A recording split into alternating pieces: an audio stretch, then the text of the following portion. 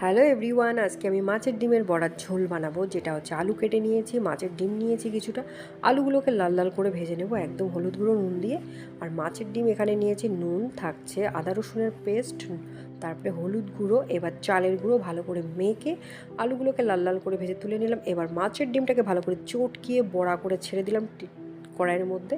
তারপর লাল লাল করে ওলট পালট করে ভেজে নামিয়ে নিলাম। বড়াগুলোকে সম্পূর্ণ ভাজা একদম রেডি। তারপরে এবার শুকনো লঙ্কা, এলাচ, তারপর তেজপাতা ফোড়ন দিয়ে আদা রসুনের পেস্ট দিয়ে দিলাম। একে একে হলুদ গুঁড়ো, জিরে গুঁড়ো, ধনে গুঁড়ো, লঙ্কা গুঁড়ো, স্বাদ মতো নুন। এবার ভালো করে নেড়ে চেড়ে এটাকে এর মধ্যে এখন দই দিয়ে দিলাম।